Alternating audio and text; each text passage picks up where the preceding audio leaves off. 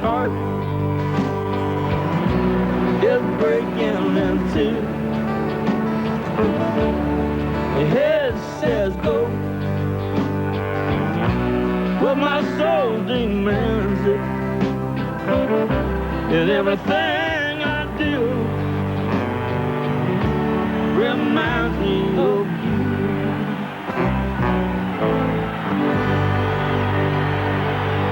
A year ago here in Texas, Dale Earnhardt Jr. won his first Winston Cup race with his father by his side, looking on with a proud smile. And while Dale Earnhardt Sr. is no longer with us, we expect Earnhardt Jr., the driver, to keep on driving. Darrell Waltrip sat down with Little Lee to discuss his emotional ride.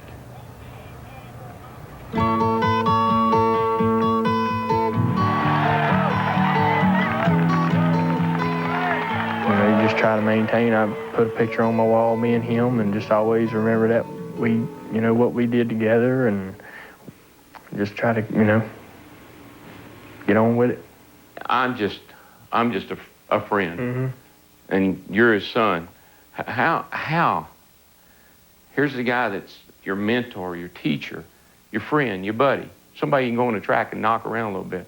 How you keep going? Honestly, Darrell, you just, the only thing that I can, the only thing that makes me feel better, or the thing that gets me up in the morning, and gets me to the racetrack, and gets me over to the shop is just knowing that if he had the opportunity, he'd be beating on the door at 8 o'clock in the morning trying to get me up. Oh yeah, because you don't get up till 2, but right. So I mean, I can just, those are the things. I do a lot of things. I know it's only been a little more than a month, but I do a lot of things that I never did before, and I only do them because I know he wanted me to do them. When we were at Daytona and I was watching the race, obviously, then I saw Schrader. That's why I knew. I didn't know what. I just knew it was bad. And then I saw you take off running. What happened? And what did they? Nobody said anything to me. I just, I had no real concerns of serious injury or anything like that. It just, when you see your dad getting in an accident, especially at a big track like that, you want to get over there and make sure everything's cool. So I didn't, I'd finished second. I was pretty happy, and I knew he would be happy for Michael, and I knew he would probably be pretty happy for me, and probably a little upset he had wrecked and all, but I just had this urge to go see him right away. So, you are Dale Earnhardt Jr. Now, do you feel a lot of pressure to live up to what your dad has done? Well, I've always had, people have always asked me that, and maybe it's more relevant now than before, but I don't feel a lot of pressure to be able to equal any of his success or anything like that, or try to be personally what he was, or be a reminder to people. That's an awful lot to ask somebody, and it's really unhealthy. What is your role going to be in, just say, the company, DEI? It's basically Teresa's responsibility right now, and she is handling it like a champ, and everybody, including myself, is right there with her, trying to help her however we can help her. And I trust Teresa. I would never have told Dad this, but I trust her almost more than I do him, but she's an astounding person. So yeah, she's a strong person. Yeah, she's awesome. Would you ever drive a black 3 car? Probably not. I mean, it's I look at everything that happens from here on out for a long time. I'll always think, what would Dad do? What would his decision be on it? And I don't think that he would make that kind of a decision. So I probably would never do anything like that. If you could ask me that 10, 20 years down the road, maybe so. If I'm still driving race cars, that might be something that I'd like to do. What is it going to take, or is there anything that will give you closure to this tragedy? I don't think, you look for something, one thing, or you know, when you ask what is it going to take, I don't think you can look at one thing and go, or a few things and say this is going to help, or, you know, you'll just go day after day, and you know, I would like to win, you know, win races and possibly a championship one year, and those things will help. If I don't, you know, I'll go do something else. You believe your dad went to heaven? I'm pretty sure of it, actually. He was pretty adamant about, you know, living right and being right. He was a special person, you know what I'm saying? I mean, there were just things that he could think of and do, and his level of common sense was just so far beyond a lot of people that I know, and I just believe he was so way above average in a lot of areas, and that's why I feel pretty positive that he's in heaven, because I don't think God would pass something like that up, you know. This week, a major victory for the Earnhardt family. Standing beside Dale Earnhardt's widow, Teresa, Florida Governor Jeb Bush signed a bill on Thursday to keep autopsy photos closed to the public unless a judge approves its release. Well, you can hear more of the interview with Dale Earnhardt Jr. on Totally NASCAR with Steve Burns on Fox Sports Net throughout the week, and read the complete transcripts of the interview on the all-Waltrip link at foxsports.com. Among NASCAR's 75 million fans, Dale Earnhardt Jr. is far and away the most popular driver. And that should come as no surprise, for there's a lot to like about this soft-spoken 29-year-old country boy from North Carolina. It's not just because he's the son of NASCAR legend Dale Earnhardt Sr. Fact is, Jr. is as pure a stock car driver as there ever was, born and bred to do one thing. This is the man. How you doing? I'm Mike Wallace. Yes, sir. Dale Earnhardt Jr. Nice to meet you. What do I call you? Call me Junior. 38 weekends a year, you'll find Jr. in the red Budweiser number 8 car, racing for millions in prize money on the NASCAR circuit. But it's not just the money he's after, it's the winning. Dale Earnhardt Jr. wins the Golden Corral 500. Something he's done 4 times this season alone, including NASCAR's biggest race, the Daytona 500 last February. Here he comes. To tell Junior's story, you must come here to Daytona Motor Speedway in Florida. It's our favorite venue for all the drivers. Why? Well, we start our season off here. It's kind of like our Super Bowl. We have ours, we kind of start our year off with a bang. Junior has a lot of history at this track, and to talk about it, he took me on a tour in this new Corvette at 120 miles an hour. Now, does this feel like 120? Doesn't it feel like interstate speed? Junior won the 500 here on just his 5th attempt. And the fans are going nuts in Daytona.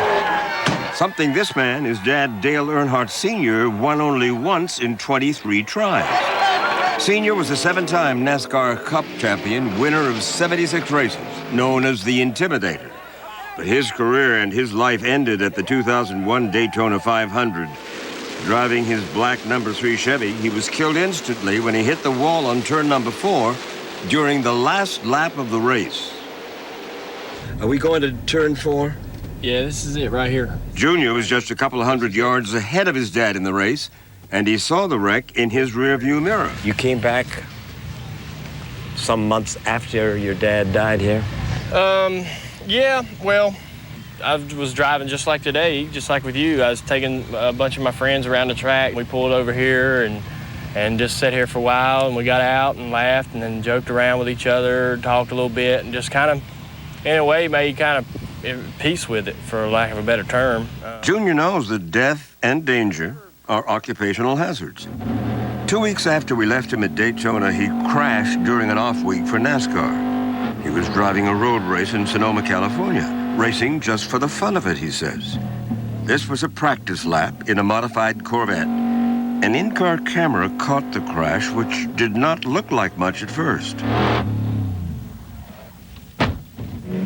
But it was. It looks bad. Yeah, it was bad. They have sensors in the car, and it went from 115 degrees to 750 degrees in a second and a half. And then the sensor burned out, and so it was probably a lot hotter than that. It took him 14 seconds to get out of the car. He suffered second-degree burns on his chin and neck and his legs. Did it occur to you that you might not make it out of that?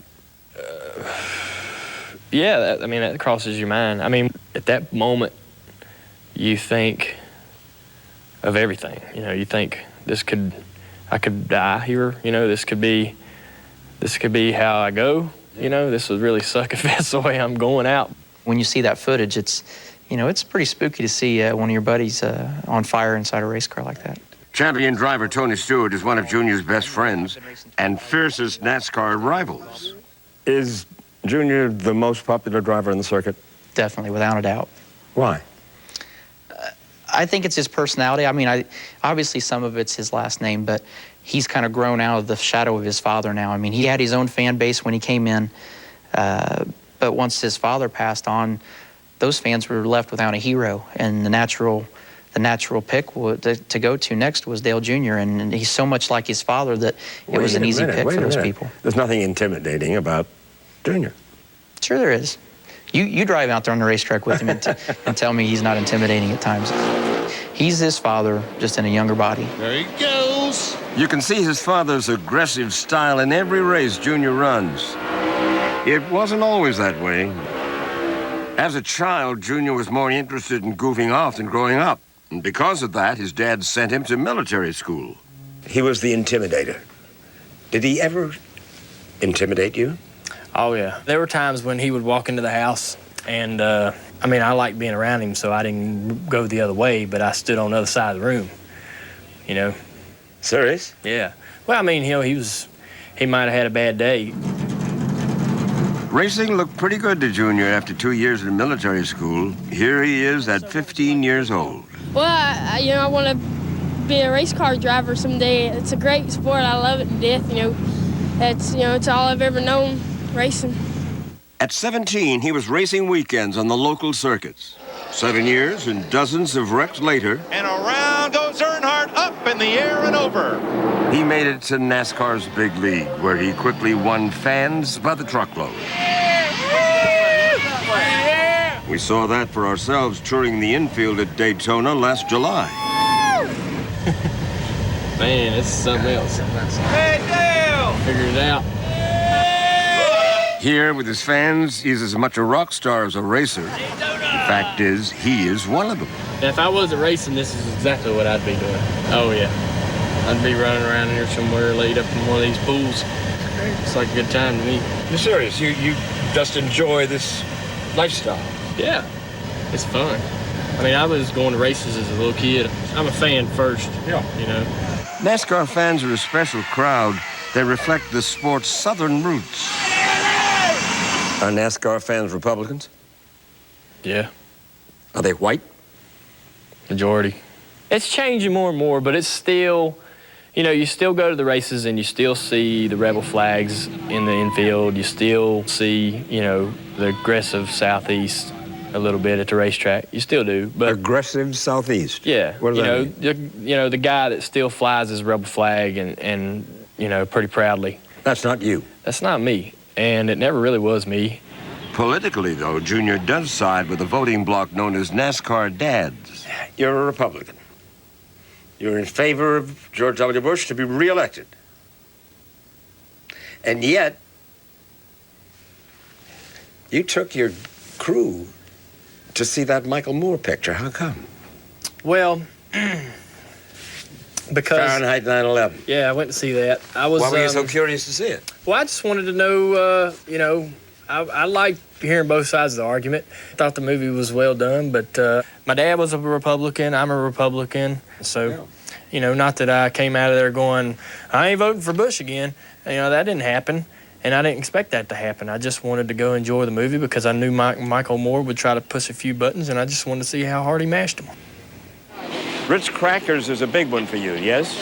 Junior's product endorsements add millions to his income. Forbes said he made $20 million last year, more off the track than on. But it takes a lot of money to build a NASCAR winner. This is the headquarters of Dale Earnhardt Incorporated, the facility his father built in Mooresville, North Carolina. They call it the Garage Mahal, home to 250 employees. Junior has some 15 versions of his car being built at any given time. Different cars for NASCAR's different tracks. Yeah, it's pretty crazy, ain't it? We got more cars than everybody probably imagines. Every time I bring somebody in here that's never been around a race shop, they don't expect to see so many cars. A few miles away from the garage is his new home. It's like a $90,000 modular home. You'd never know it. It's a beautiful house. He gets about 4 days a week here doing virtually, and I mean virtually, the same thing he does when he's away. He races. Okay, you're clear of pit lane. This is the track we're going to run this weekend. There is online racing. You can join pickup races. You get about, 50 races. You get beaten often? Yeah, all the time.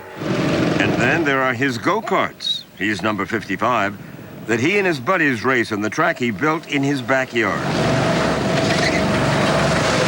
And he admits those toys often take a front seat to his love life. I was in the bathroom here. Mm-hmm. I don't know whether this belongs to you. Dating for dummies, yeah. This is your handbook? Not my handbook, but it's. I read it sometimes. Do you? Yeah, it's pretty comical. Tell me about you and dating. Me and dating? Well, I ain't no good at it, but. Why not? Well, I ain't married, am I? If I was real good at it, I'd probably be married by now. Why aren't you any good at it? Because I like racing. I like my job. And you don't want to give that up because a lady wants you home. Right. I mean, I look forward to getting married one day, and I like being in a relationship. I like having a girlfriend, but it seems to go for about 3 months, and it gets to a point to where they're trying to drive the boat instead of me. I run the damn show. You know what I mean? You're the boss. Yeah, I'm the boss. Like his father, he's a man's man. To this day, 3.5 years after his dad's death, the connection between Junior and Senior is downright spooky. You think your dad was watching when you ran into trouble at Sonoma? Yeah. I mean, he would have to be. I think he had a lot to do with me getting out of that car. You do? To be honest with you, absolutely. Absolutely. I don't know how else to put it.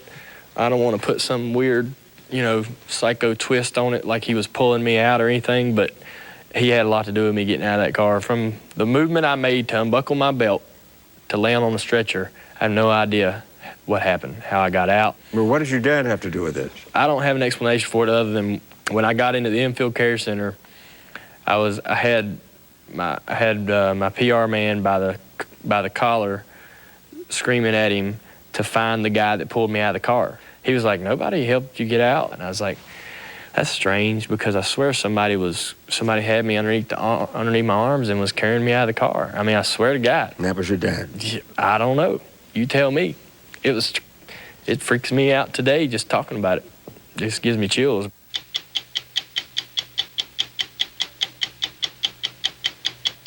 Coming up next, a Freedom Freight train heads toward the U.S. border, and Dan Rather is along for the ride.